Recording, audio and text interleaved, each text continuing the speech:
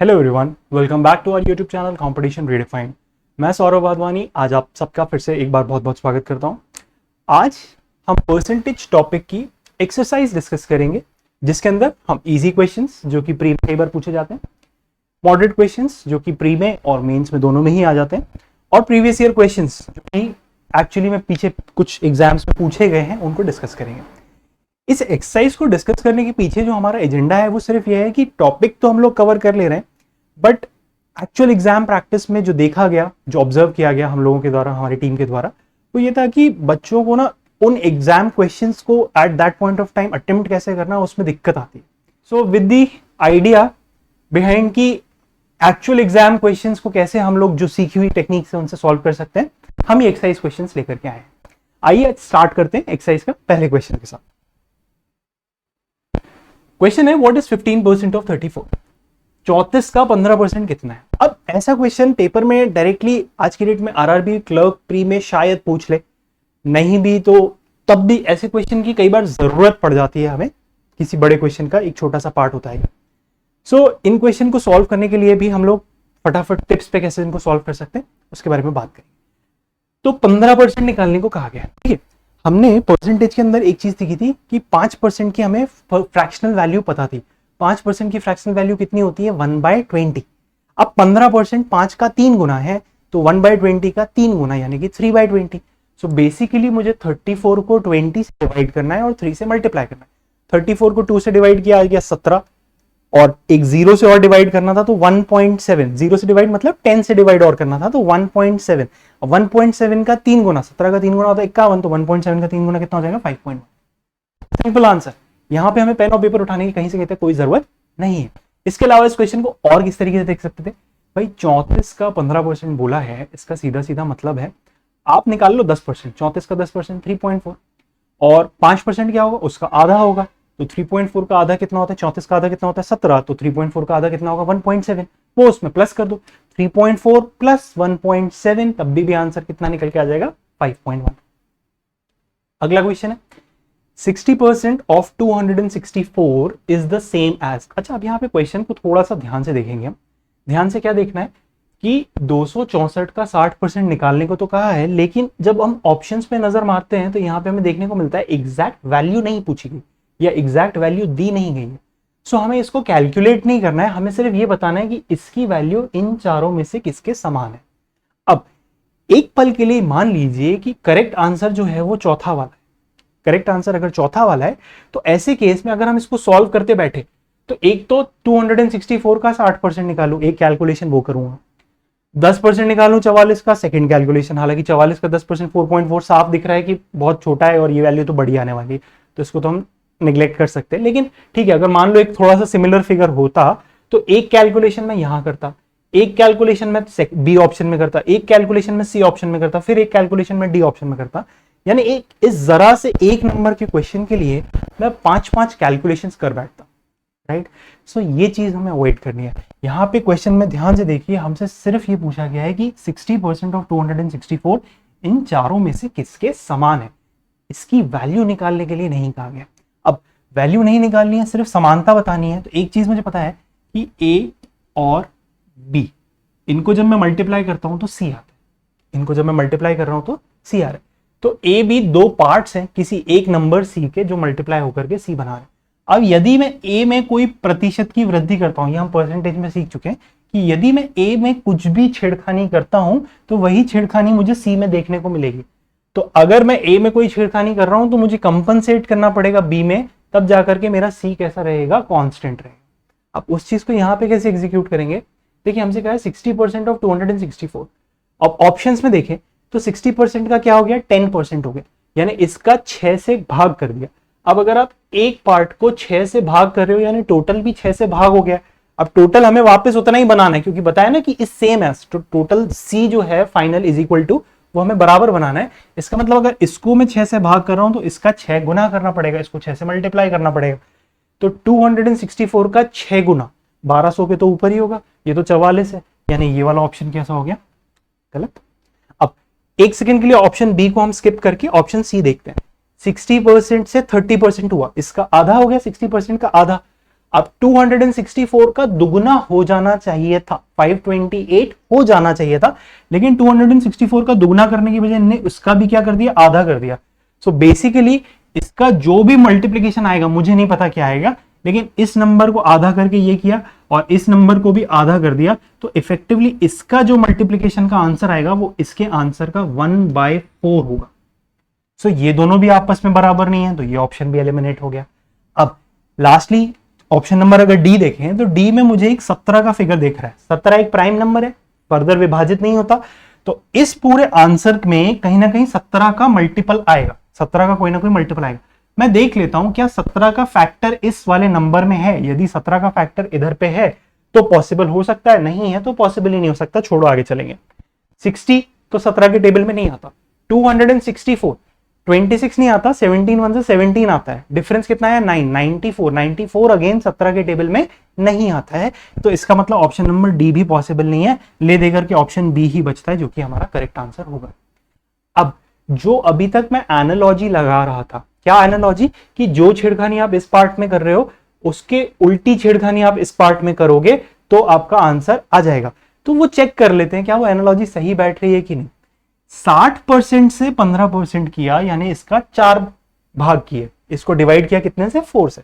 तो कायदे से आप एक पार्ट को अगर 4 से डिवाइड कर रहे हो तो दूसरे पार्ट को 4 से मल्टीप्लाई करना चाहिए।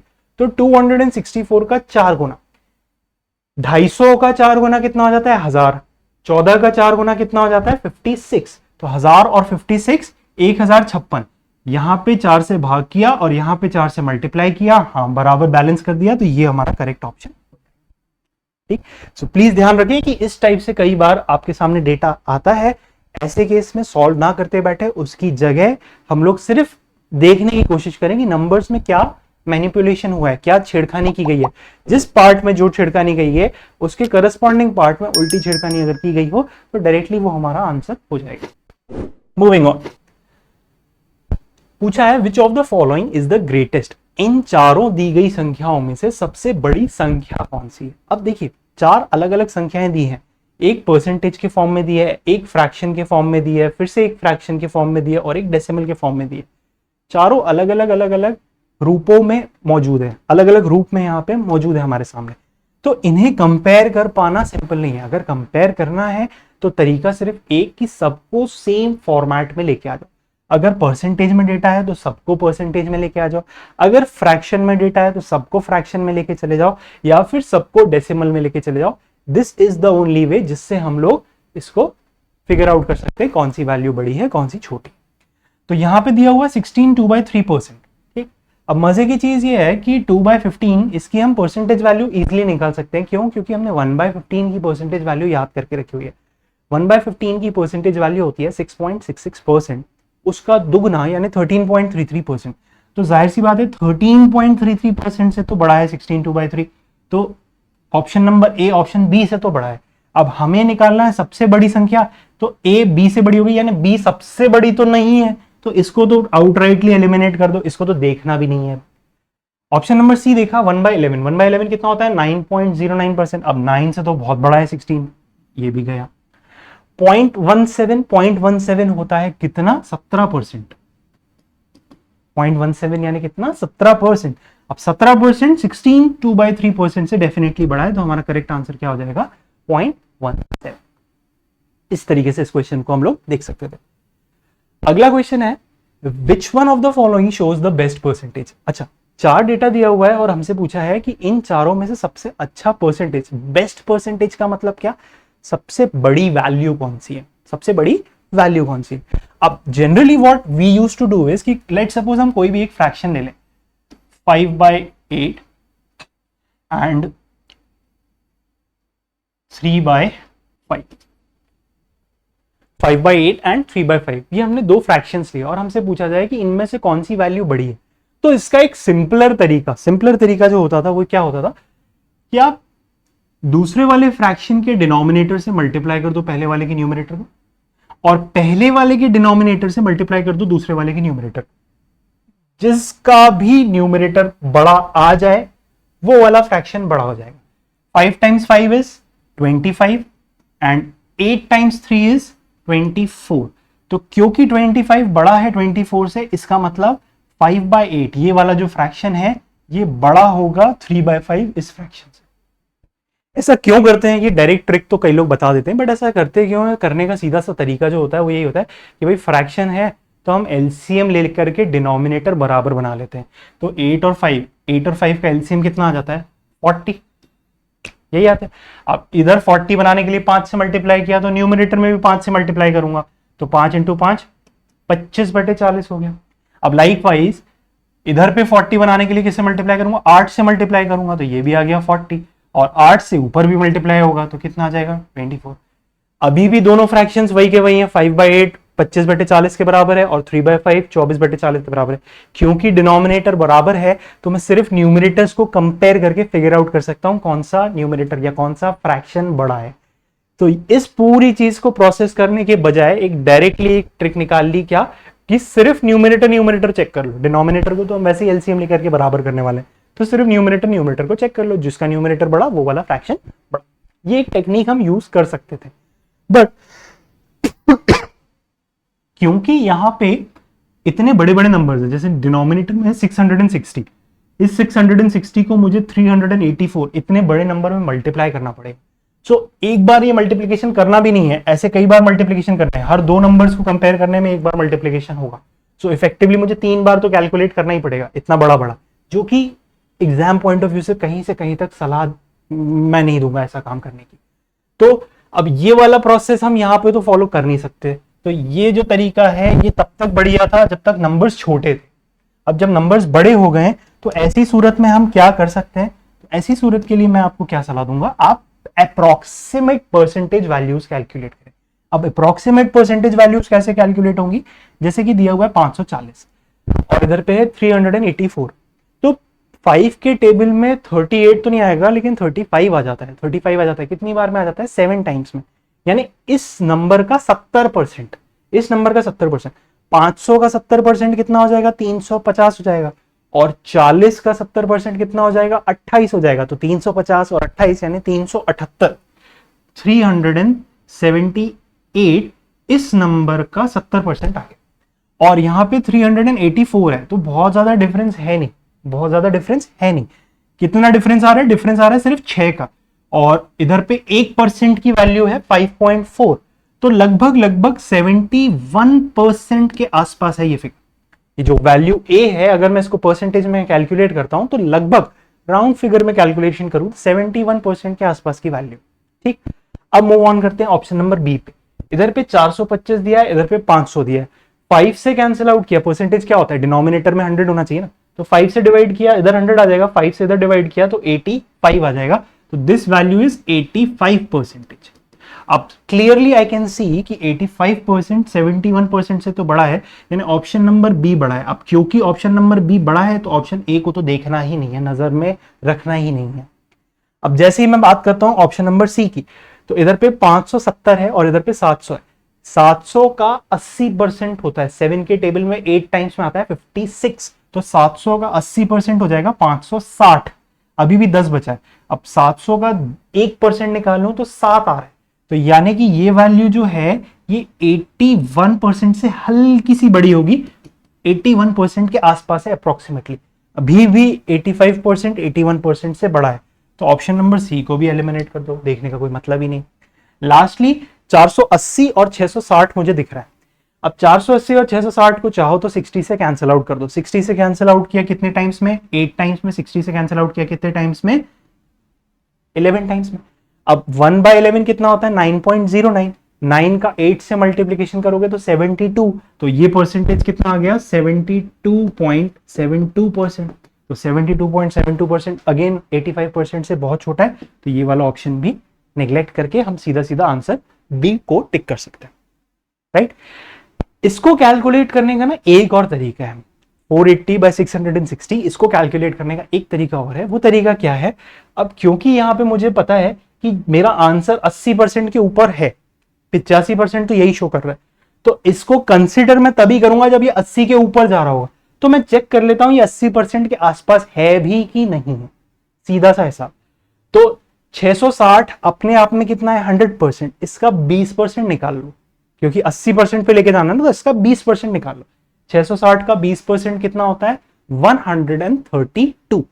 तो यदि 480 660 से 132 कम है तो 80% के बराबर है, और अगर 132 से भी ज्यादा कम है तो 80% से कम है, और अगर 132 से कम है तो 80% से बड़ी वैल्यू है।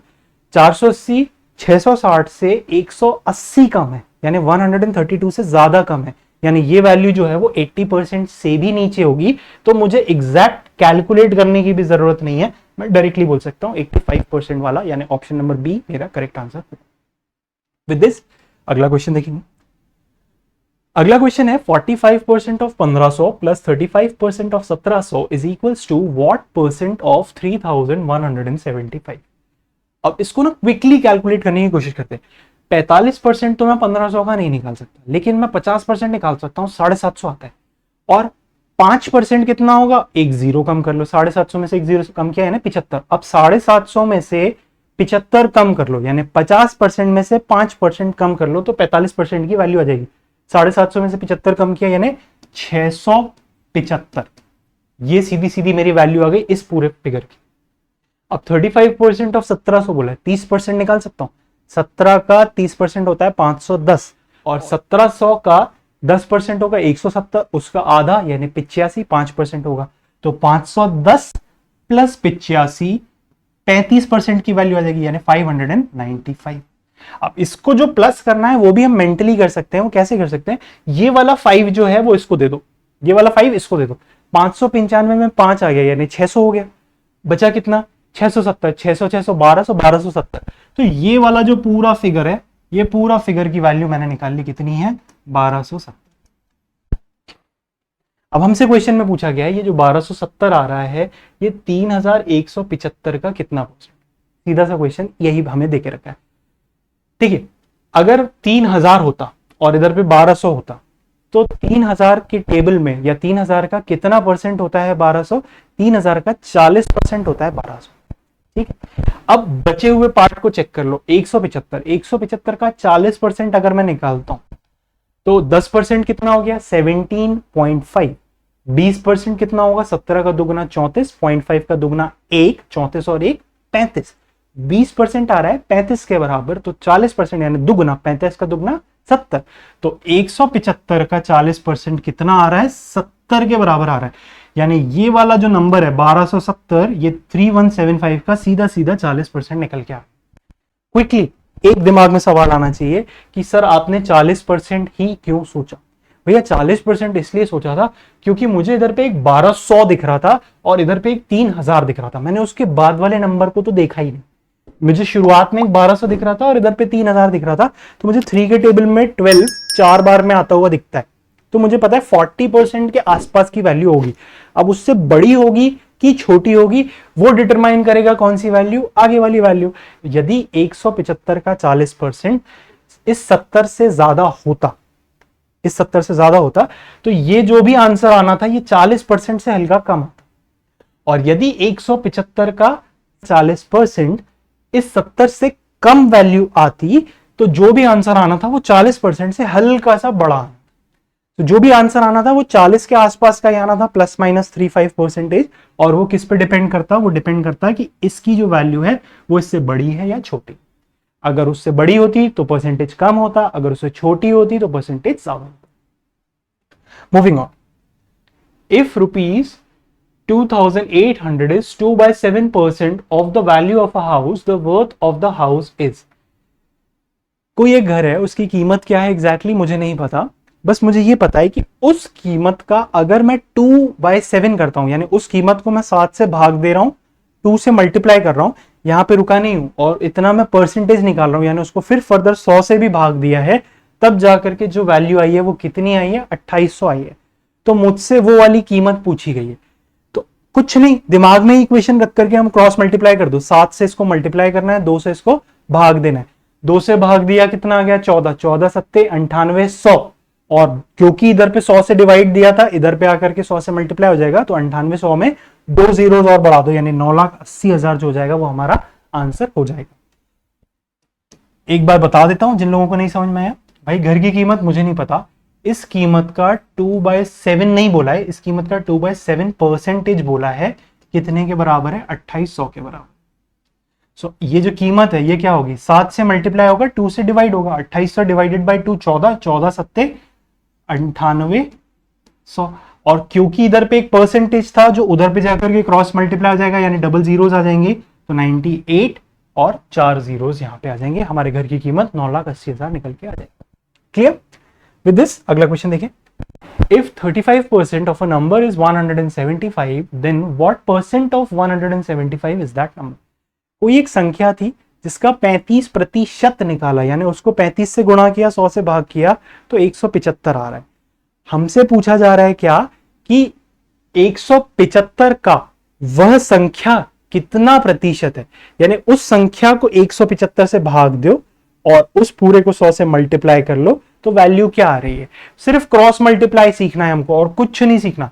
कोई एक संख्या थी, इसका 35% 175 के बराबर है। हमसे पूछा गया कि यह संख्या खुद 175 का कितना परसेंटेज है, ये हमसे क्वेश्चन में पूछा गया। सो क्या करें हम? कुछ भी नहीं करें, x को लेफ्ट हैंड साइड पे रखना है और 175 को क्रॉस मल्टीप्लाई करना है, तो इसको क्रॉस मल्टीप्लाई कर दिया और बाकी 35% पूरा उधर चला जाएगा। 35% यानी इधर अपॉन में 100 था, वो उधर जाकर के मल्टीप्लाई हो जाएगा, 100 ऊपर और 35 नीचे। अब क्योंकि परसेंटेज निकाल रहा हूं, 100 इधर पे भी मैं मल्टीप्लाई किया है, तो 100 मेरा इधर पे भी मल्टीप्लाई हो जाएगा। सो 35 डिवाइडेड 100 इंटू 100 डिवाइडेड बाई 35, 5 से कैंसिल आउट किया 7 टाइम्स, 5 से कैंसिल आउट किया 20 टाइम्स, और 7 से 100 को डिवाइड किया तो कितना आता है? 14.2857 ऐसे आता है। सो इसका दुगना 14.28 का दुगना कितना होगा? 28.56 और एक जीरो और, तो 285.6 या 71। ये हमारा आंसर निकल के आ जाएगा। अगला क्वेश्चन देखिए। If 35% of a number is 12 less than 50% of that number, then the number is। कोई एक संख्या की बात चल रही है जो कि अपने आप में होगी 100%, उस संख्या का 50% से उसी संख्या का 35% जो है वो 12 कम है। तो परसेंटेज वाइज देखो, 35% और 50% में परसेंटेज वाइज डिफरेंस कितना है? 15% का, और असली में डिफरेंस कितना है? 12 का। यानी कि 15% किस चीज का? उस ओरिजिनल संख्या का 12 रुपए के बराबर है, 12 के बराबर है। तो वह संख्या कितनी होगी? 15 12 के बराबर है, 3 से भाग दिया तो 5% की वैल्यू कितनी आ रही है? 4। 5% की वैल्यू 4 है तो 100%, 5 का दुगना कितना होगा? 10%, 4 का दुगना कितना? 8। 10% 8 है तो 100% कितना हो गया? 80। यानी संख्या कितनी हो गई हमारी? 80। सिंपल। अगला question. What percentage of numbers from 1 to 70 have squares that end in the digit 1? ये ऑलरेडी हम परसेंटेज के टॉपिक में डिस्कस कर चुके हैं। क्या है क्वेश्चन? ये है कि 1 से लेकर के 70 की जो संख्याएं हैं, इन संख्याओं में से कितनी ऐसी संख्याएं हैं जिनका यदि हम वर्ग निकालते हैं, जिनका यदि हम स्क्वायर करते हैं, तो जो भी आंसर आएगा उसकी इकाई प्लेस पे, यूनिट्स प्लेस पे 1 आए। सो अब सबसे पहले नंबर सिस्टम का एक कॉन्सेप्ट जो कि हमारे दिमाग में होना चाहिए, वो कॉन्सेप्ट क्या है कि कब किस नंबर का स्क्वायर करने पे यूनिट्स प्लेस पे 1 आएगा। हमेशा जिस भी नंबर का आप स्क्वायर कर रहे हो, यदि इसकी यूनिट्स प्लेस पे 1 है या इसकी यूनिट्स प्लेस पे 9 है, तो स्क्वायर किए जाने पर जो आंसर आएगा उसकी यूनिट्स प्लेस पे 1 आएगा। कैसे? 1 का स्क्वायर क्या होता है? 1, और 9 का स्क्वायर क्या होता है? 81। यूनिट्स प्लेस पे 1 आ गया। 11 का स्क्वायर कितना होता है? 121, और 19 का स्क्वायर कितना होता है? 361। तो 121 में भी यूनिट्स प्लेस पे 1 और 361 में भी यूनिट्स प्लेस पे क्या? 1। सो ये हमसे क्वेश्चन में पूछा है।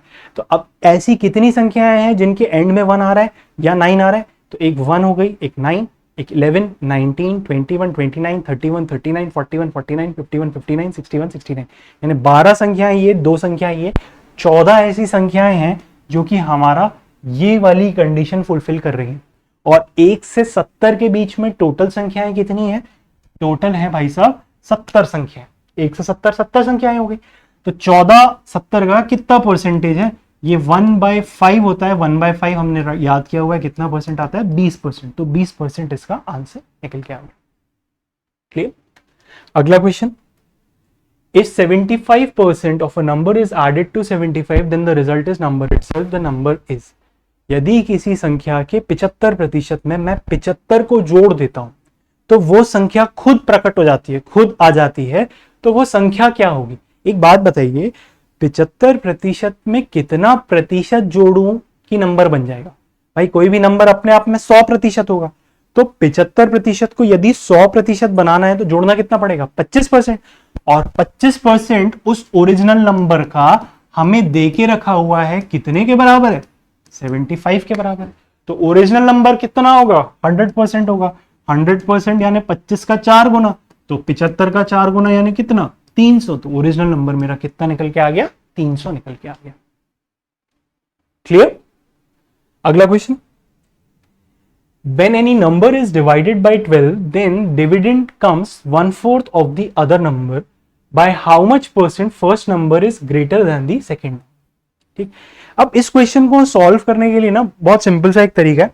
हमने सीखा हुआ है कि जब भी डेटा परसेंटेज, मल्टीप्लिकेशन, डिवीजन या फ्रैक्शन इस फॉर्म में हमें दिया हुआ है और फाइनल आंसर भी इसी फॉर्म में हमसे पूछा है, जहां पे प्लस या माइनस का कोई कोरिलेशन नहीं है, सिर्फ मल्टीप्लाई और डिवाइड वाला लॉजिक लग रहा है, तो ऐसे केस में हम ना वैल्यूज को खुद से अज्यूम कर सकते हैं, खुद से अज्यूम कर सकते हैं हम हमारी सुविधा के हिसाब से। सो यहां पे भी हम अपना नंबर खुद से अज्यूम कर लेते हैं।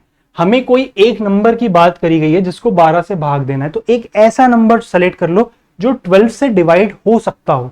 12 से डिवाइड, क्योंकि 100 नहीं हो पाता इसलिए मैं 100 नहीं ले रहा, 12 से डिवाइड आप 24 ले लो, 36 ले लो, 48 ले लो, 60 ले लो, जो नंबर अच्छा लगे आपको ले लो। मुझे 60 अच्छा लग रहा है, मैं 60 लेता हूं। आपको 12 अच्छा लगेगा, 12 भी ले सकते हो। तो मैं मान लेता हूं मेरा पहला नंबर क्या है, 60। इसको जब हमने डिवाइड किया 12 से, तो 60 को 12 से डिवाइड करने पर क्या आता है, 5। 60 को 12 से डिवाइड करने पर क्या है, 5 आया। क्वेश्चन कह रहा है जब किसी एक नंबर को डिवाइड किया 12 से, तो जो डिविडेंड है, डिविडेंड मतलब एक्चुअली अब डिवीजन की अगर हम बात करें तो इस तरीके से हम लोग डिवाइड करते थे। यहां पे एक डिवाइजर रहता था, यहां डिविडेंड रहता था, यहां क्वोशिएंट रहता था, और फाइनली जो भी बच जाता था ये रिमाइंडर रहता था। ये डिवाइजर है, डिवाइड करने वाला डिवाइजर। इस तरीके से हम लोग डिवाइड करते थे। अब क्वेश्चन को ध्यान से पढ़िए, लैंग्वेज बहुत प्यारी है इसकी। क्वेश्चन ये कह रहे हैं कि किसी एक संख्या को मैंने 12 से डिवाइड किया, तो संख्या मैंने अज्यूम करके रखी है क्या है, 60, यानी जो डिविडेंड है 60 है। इसको डिवाइड कौन कर रहा है, डिवाइजर कौन है, 12 है। अब क्योंकि नंबर पूरी तरीके से भाज्य हो रहा है, रिमाइंडर इधर पे कुछ नहीं आने वाला, रिमाइंडर 0 आने वाला है इस केस में। तो आगे क्वेश्चन कह रहा है देन डिविडेंड कम्स की जगह बिकम्स होगा, डिविडेंड बिकम्स 1/4।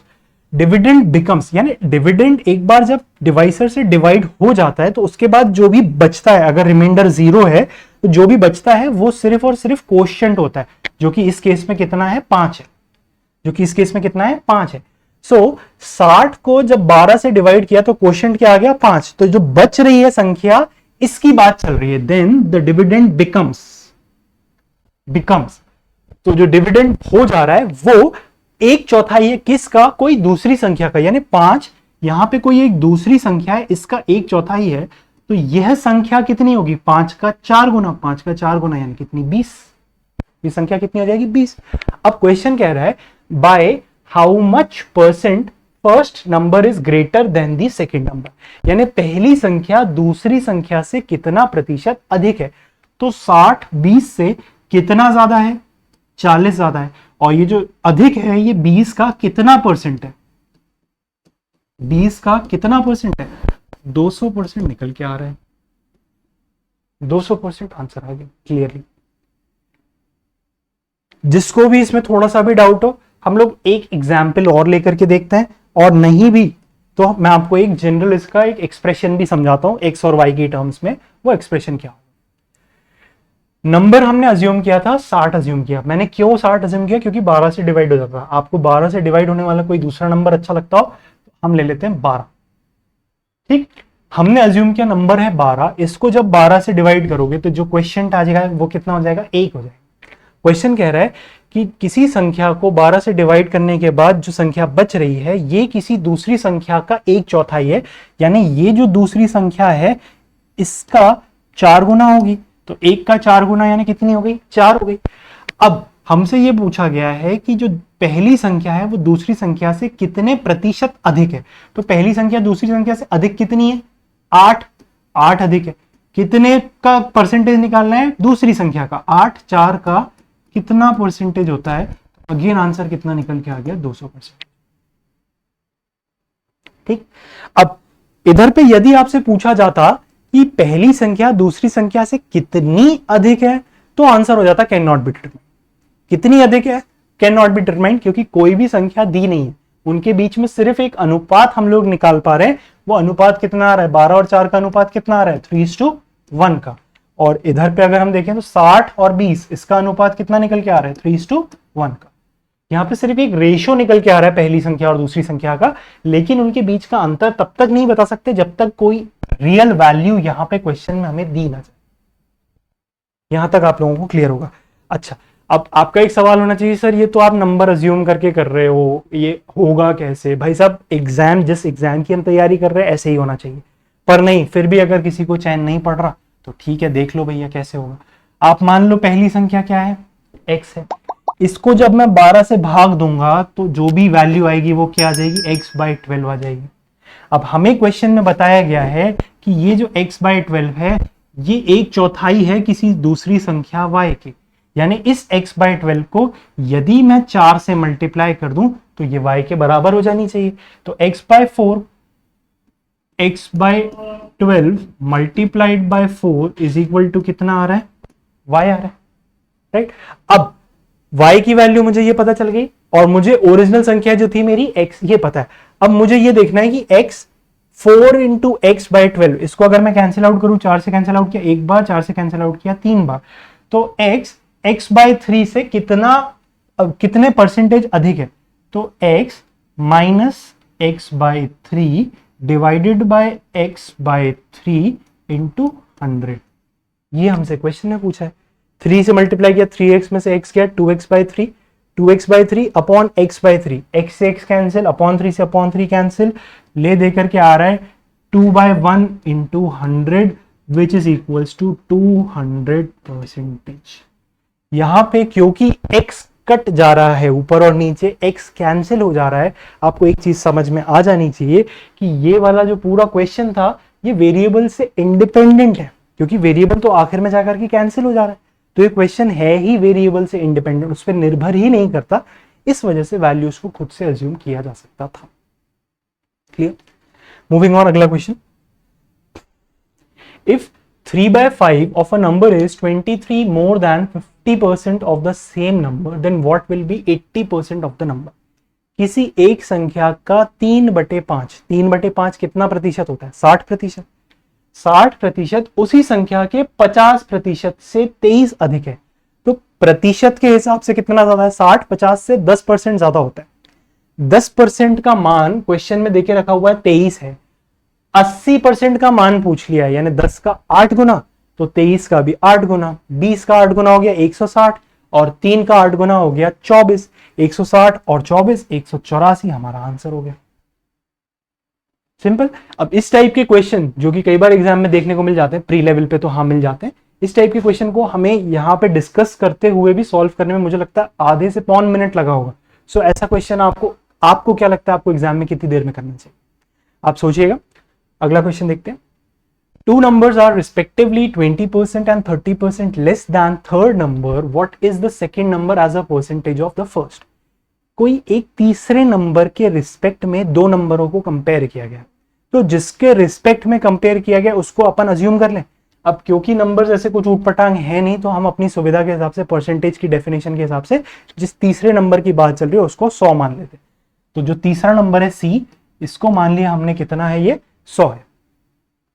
बोला है कि दो नंबर हैं जो कि क्रमशः 20% और 30% कम है, तो पहली संख्या 20% कम है, 100 का 20%, 20 कम है यानी कितनी हो गई, 80 हो गई।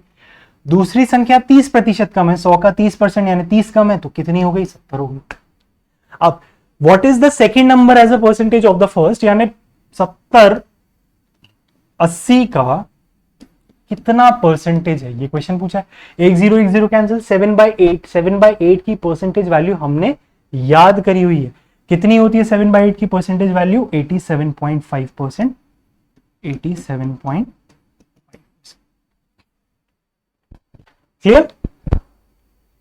अगला क्वेश्चन है, the sum of two numbers is 23/20 of the first number, the second number is what percent of the first number.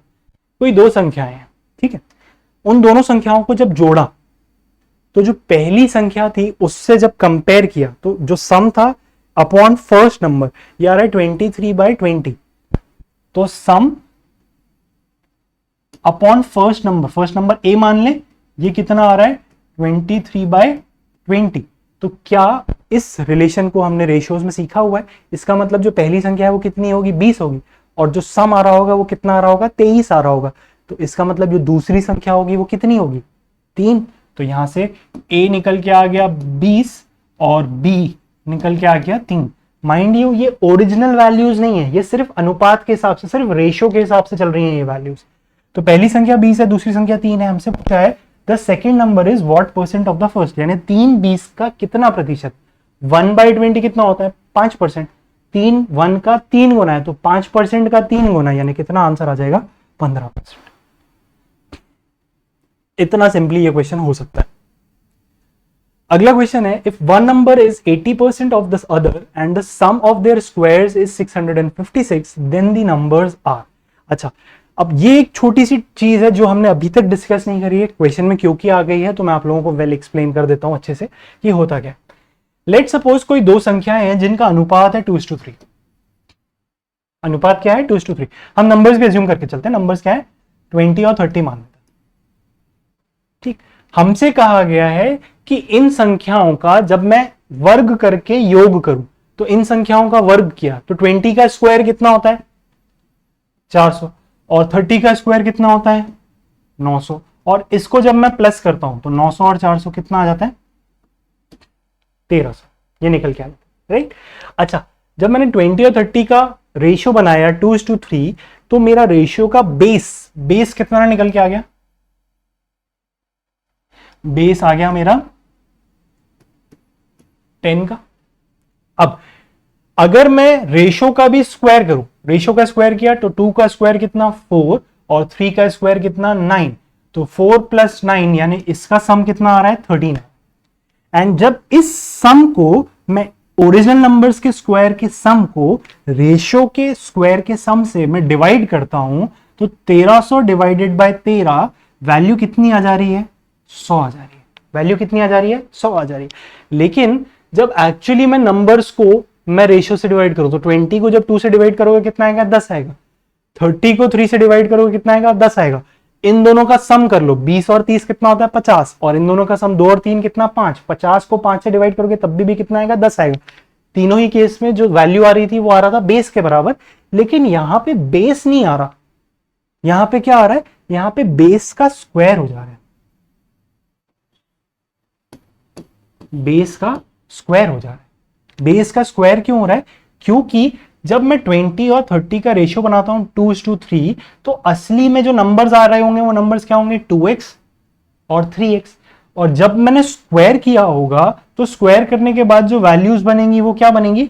4x² और 9x², यानी कि इनका जो सम आ रहा होगा वो क्या आ रहा होगा? 13x² के बराबर। और 13 से जब कैंसिल आउट किया तो x² यानी बेस का स्क्वायर हो गया है, वो वाली वैल्यू बच के आती है, वो वाली वैल्यू यहां पे निकल के आती है। ये चीज हमको ध्यान रखनी है। हमेशा जब भी दो रेशियोज मल्टीप्लाई हो रहे होते हैं तो उनके बेसिस भी मल्टीप्लाई होते हैं। तो फाइनली जो वैल्यू आप निकालते हो वो बेस की वैल्यू नहीं होती, वो दो बेस के मल्टीप्लीकेशन की वैल्यू होती है। यदि दोनों एक ही रेशियो के पार्ट्स हैं तो वो स्क्वायर होगा, यदि अलग अलग रेशियो के पार्ट्स हैं तो दो रेशियो के बेस मल्टीप्लाई हुए हैं एक्स एंड वाई। ये चीज प्लीज ध्यान दीजिएगा, यही चीज यहां पे समझानी थी। अब इस क्वेश्चन के अंदर क्या है कि एक नंबर दूसरे नंबर का 80% है। If one number is 80% of the other, 80% की फ्रैक्शन वैल्यू क्या होती है? 4/5। यानी ओरिजिनली जो भी नंबर होगा वो यदि 5 है तो दूसरा नंबर जिसकी बात चल रही है, इफ वन नंबर, वो कितना है? 4। वो कितना है 4। तो क्या 4 5 का 80% है? हाँ 80% है। अब हमसे बोला गया है and the sum of their squares, तो 5 का स्क्वायर कितना होता है 25 और 4 का स्क्वायर कितना होता है 16। इन दोनों का जब मैं योग करता हूं तो वैल्यू कितनी निकल के आती है 41। अब ये जो 41 है इसकी वैल्यू कितनी देके रखी है 656। तो 41 पार्ट्स की वैल्यू है 656। तो एक पार्ट की वैल्यू कितनी होगी? एक पार्ट की वैल्यू कितनी होगी? तो एक पार्ट तो एज इट इज आ जाएगा, 41 माइनस किया तो कितना बचा 246। 41 के टेबल में कितनी बार में आ जाएगा 6 बार में। एक पार्ट की वैल्यू 16 हो गई। अब क्योंकि मैं इधर पे ऑलरेडी देख के आया हूं, ये एक पार्ट रेशियो का बेस नहीं है, ये बेस का स्क्वायर है। तो अगर मैं एक्चुअल बेस निकालना चाहूं तो एक्चुअल जो बेस आएगा वो कितना आ जाएगा √16। तो 16 का जैसे ही मैं अंडर रूट करता हूं तो बेस की वैल्यू कितनी आ गई 4। और बेस को जैसे ही मैं रेशियोज में मल्टीप्लाई करूंगा मेरे ओरिजिनल नंबर्स निकल के आ जाते हैं। तो 4 पंजे 20 और 4 चौक 16, तो 16 और 20 ये मेरे ओरिजिनल नंबर्स निकल के आ जाएंगे। क्या ये क्लियर है? I hope this question is very clear to all. Moving on, अगला क्वेश्चन देखें। If A is 150% of B, then B is what percent of A plus B? आपको दिया गया है कि कोई एक संख्या A वो दूसरी संख्या B का 150% है। तो जिससे कंपेयर कर रहे हैं उसको अज्यूम कर लेते हैं 100। B 100 है, 100 का 150% कितना हो जाता है 150। तो 150 प्लस 100 यानी कि 250। तो A प्लस B इसकी वैल्यू तो मैंने कितनी निकाल ली 250। अब क्वेश्चन में मुझे पूछा गया है कि B यानी जिसको हमने खुद अज्यूम किया था 100, वो 250 का कितना परसेंट है। तो 100 250 का कितना परसेंट है? 50 से काटा 2 बार, 50 से काटा 5 बार, 2/5 2/5 यानी कि कितना परसेंट 40%। 40% निकल के आओ। क्लियर? अगला क्वेश्चन देखें। How many liters of a pure acid are there in 8 liters of a 20% solution? किसी 8 लीटर विलयन के 20% में कितने लीटर शुद्ध अम्ल है? ये क्वेश्चन नहीं है, बेसिकली ये समझ लो आपको लैंग्वेज समझाने का काम हो गया कि पेपर में किसी बड़े क्वेश्चन में इस तरीके से जब लैंग्वेज लिख के आए तो उसको इंटरप्रेट कैसे करना। ऐसा डायरेक्ट क्वेश्चन तो पूछा नहीं जाता। सो इंटरप्रेट कैसे करना है कि 8 लीटर का सोल्यूशन, 8 लीटर का सोल्यूशन यानी मिश्रण में अब यहां पे एसिड बोला है तो एसिड भी होगा और कोई दूसरा एक डिसॉल्वेंट भी होगा, जनरली वाटर होता है। और दूध के केस में तो दूध होगा और पानी होगा, या कुछ भी 2 चीजें होंगी या 3 चीजें होंगी। सो बेसिकली यहाँ पे कोई 2 या 3 चीजों का एक सोल्यूशन है जिसकी टोटल वॉल्यूम कितनी है 8 लीटर की। अब कभी भी क्वेश्चन में इस तरीके से भाषा दी जाए how many litres of pure acid, यानी इस 8 लीटर में 1 लीटर 2 लीटर 3 लीटर कितना, कुछ तो ऐसा होगा जो सिर्फ और सिर्फ कॉन्सेंट्रेटेड एसिड होगा और बाकी जो होगा उसके अंदर कोई सॉल्वेंट मिला हुआ होगा। सो आपसे बस ये पूछा जा रहा है कि 8 लीटर सोल्यूशन है जिसका कॉन्सेंट्रेशन कितना है 20%। सो दैट मीन्स 8 लीटर का सीधा सीधा जो 20% है वो हमारे एसिड की वैल्यू है। 8 का 10% कितना होता है 0.8, 20% होगा उसका दुगना यानी 1.6 लीटर इतना एसिड है। और बाकी बचा हुआ 6.4 लीटर वो कोई सॉल्वेंट होगा, या तो वाटर होगा या कोई दूसरा सॉल्वेंट होगा। क्लियर? ये इस क्वेश्चन की लैंग्वेज है, इसको प्लीज समझ लीजिए क्योंकि किसी बड़े क्वेश्चन में ये कई बार ऐसे पुट अप कर दिया जाता है तो फिगर आउट नहीं हो पाता कि इसको आगे कैसे बढ़ाएं, इस तरीके से इसको बढ़ाना होता है। अगला क्वेश्चन है 75 grams of sugar solution has 30% sugar in it, then the quantity of sugar that should be added to the solution to make the quantity of the sugar 70% in the solution is। बड़ा question है लेकिन इस type के हमने बहुत सारे question करे हैं एवरेजेस के अंदर, मिक्सचर एलिगेशन के अंदर हमने इस टाइप के बहुत सारे क्वेश्चंस देखे हुए हैं। इन टाइप के क्वेश्चंस को सॉल्व करने का सिर्फ एक सिंपल सा तरीका है। वो सिंपल सा तरीका क्या, या अगर आप स्कूल में भी होते तो स्कूल में भी सॉल्व कैसे करते हो आप, इक्वेशन बना के। इक्वेशन का मतलब क्या होता है, कोई एक पार्ट है जो बराबर है, इक्वेशन यानी इज इक्वल टू, कोई एक पार्ट है वो बराबर है किसी दूसरे पार्ट के, राइट। वही चीज हमें यहां पे भी करनी है। हमें बस पूरे क्वेश्चन की भाषा पढ़ के ये समझना है कि कौन सा एक ऐसा पार्ट है जो किसी दूसरे पार्ट के बराबर।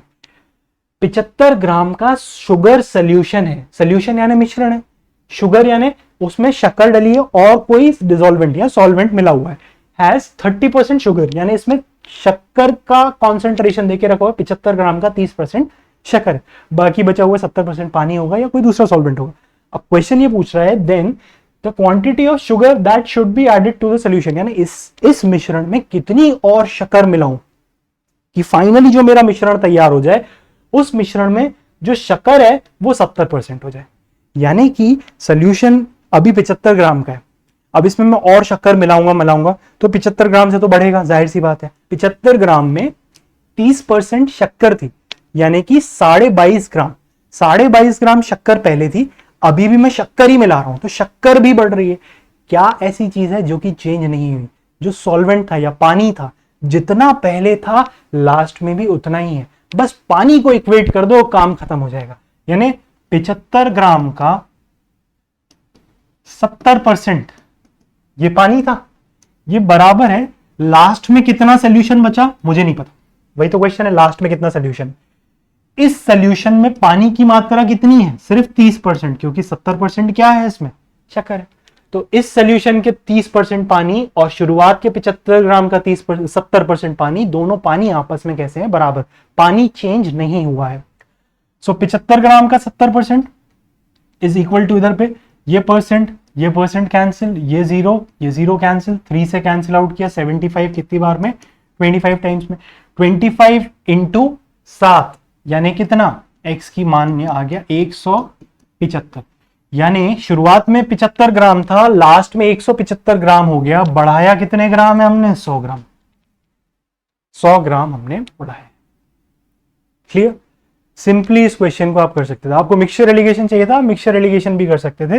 भैया 30% शक्कर थी, बाद में मैंने ऐड करी प्योर शक्कर जिसमें 100% शक्कर थी, और जो मिक्सचर बना उसमें 70% शक्कर थी।